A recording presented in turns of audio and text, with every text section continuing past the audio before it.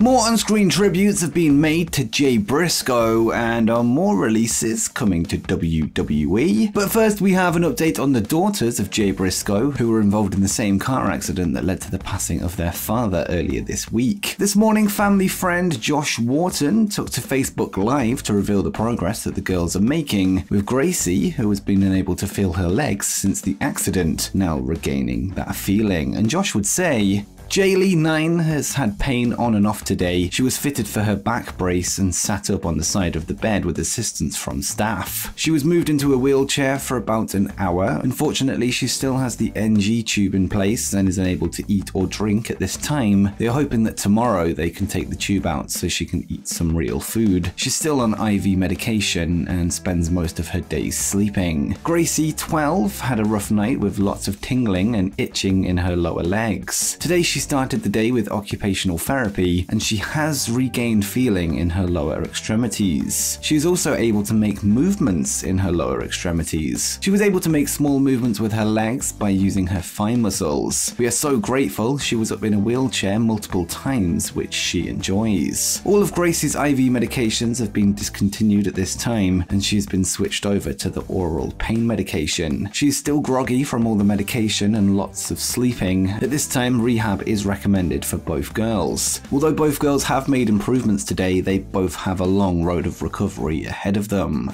As for the ongoing fundraiser to support the family, which has seen fans and wrestling stars alike donating to help out, the $200,000 goal has now been reached, with the page now raising $250,000 in total as of this recording, which will no doubt ease the burden caused by the accident. The AEW contract of AQA is said to have expired, this according to Fightful Select, with her now officially being a free agent. Back in June, the wrestler, who has mostly appeared on AEW Dark for the company, announced that she was stepping away from the business entirely, and she is now officially off the books. And speaking of departures, Devon Dudley would this week announce that he has officially left his role as producer in WWE. Devon would return to the company back in 2015 alongside Bubba Ray for a brief reunion of the Dudley Boys before Bubba left 1 year later, with Devon taking on a backstage role. Since the news broke, Devon and Bubba, now Bully Ray, have taken to social media to hint at linking up once again, with Ray still currently active in Impact Wrestling and in the NWA. Earlier this week, the pre-trial hearing for Jeff Hardy's ongoing DUI case in Florida took place. The hearing was originally scheduled for July 2022, but had been pushed back 4 times since then. PW Insider notes that Hardy didn't attend proceedings and was represented by his attorney. There will now be a case management conference in regard to the case on February 23rd at 1:30 p.m, with there also being several depositions set for next week with officers involved in the case. Former New Japan Pro Wrestling star Carl Fredericks would make his WWE debut last night, this at an NXT live event in Fort Pierce, Florida. The 2019 Young Lions Cup winner would confront Axiom before taking him out, confirming his status as a heel in the company. Following the expiration of his New Japan contract back in August, it was reported earlier this month that he had signed with WWE, with him now officially being on the NXT live event loop. Former WWE star Matt Cardona has this week filed to trademark the term Zack Ryder, his old WWE name. The trademark was previously owned by WWE, but they would allow it to expire on January 11th, 2023, which allowed Cardona to swoop in and make a filing of his own, which he did 3 days later. Whilst Cardona's wife Chelsea Green is said to have signed with WWE, with there being rumors that she could be joined by Matt, could WWE's decision to let the Zack Ryder trademark expire be a sign that this may not be the case? That remains to be seen, but expect to see Zack Ryder merchandise appear under the Major Wrestling Figure podcast banner in the coming months. Back in 1992, former WWE referee Rita Chatterton would accuse Vince McMahon of sexual assaulting her in 1986, claims which McMahon then denied. Well, almost 30 years later, Chatterton would seek damages totaling $11.75 million, with a settlement now being reached. According to the Wall Street Journal, WWE sources say Chatterton agreed to an amount less than the initial demands, but still in the multi-millions, with the exact figure still unknown. Vince's lawyer Jerry McDevitt would state that McMahon still denies and always has denied raping Miss Chatterton, and only settled the case solely to avoid the cost of litigation. Wrestling legend Sting would recently reveal that he plans on retiring from from wrestling once his current All Elite Wrestling contract comes to an end. Well, this week AEW President Tony Khan would be asked about the future of the Icon during his chat on the In the Click podcast this week, and he would say,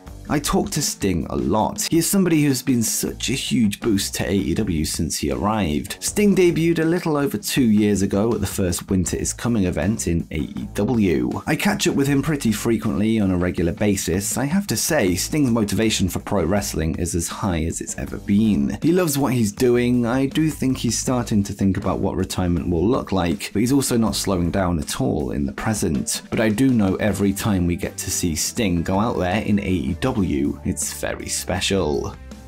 And next up, more on-screen tributes have been made to Jay Briscoe. Last night, WWE would hold the latest episode of SmackDown, a show that would see various mentions of Jay Briscoe, who sadly passed away earlier this week. The show would open up with a tag match between the Viking Raiders and Drew McIntyre and Sheamus as part of the ongoing #1 contendership tournament for the Usos SmackDown Tag Team Championships. Eric and Ivar would both wear black armbands with "Dem Boys" written on them, with this of course being the nickname of the Briscoe brothers, Jay and Mark. As the match got underway, Michael Cole would extend WWE's condolences to the family of Jay before referring to the Briscoes as one of wrestling's greatest tag teams. This is a nice touch from WWE considering the Briscoes never wrestled for the promotion, with it a sign of the impact the team had on the business as a whole. Later in the night, the Briscoes' former Ring of Honor colleague Kevin Owens would wear a black armband of his own with the word Jay written on it. This during his segment with Roman Reigns, which saw Owens drive the Tribal Chief through a table. The SmackDown tributes weren't the only ones to take place in the last 24 hours, as earlier today, New Japan Pro Wrestling and Pro Wrestling Noah would host Night 2 of Wrestle Kingdom from the Yokohama Arena. The main card would open up with a tribute to Briscoe, who held gold in both New Japan and Noah with his brother Mark. The two rosters would walk to the ring with top stars Naomichi Marufuji and Hiroshi Tanahashi holding portraits of Jay. A 10-bell salute would then be held before the Briscoes reached for the sky. Entrance music was played in the arena. And next up are more releases coming to WWE. Ever since the return of Vince McMahon to WWE, fans have been worried that the company would begin to take steps backwards, undoing the goodwill built up ever since his initial retirement last summer, before Triple H took the reins as head of creative. Whilst the mood backstage and at the headquarters is said to have improved dramatically when Vince first left, it looks like WWE could be back to its old ways. According to Fightful's Sean Ross Sapp on Twitter, WWE is set to make some budget cuts just under 2 weeks after Vince McMahon was elected back on the board, and Sean would tweet, "WWE has confirmed to Fightful Select that they're doing office cuts right now." Fans are now becoming concerned that the cuts could eventually stretch to the talent roster, although for now there has been no confirmation on if this will actually take place. Either way, the latest move will now likely impact the good morale at Titan Towers, with there being uncertainty when it comes to job security. And before you go, make sure you check out 10 upcoming wrestling free agents that you need to know.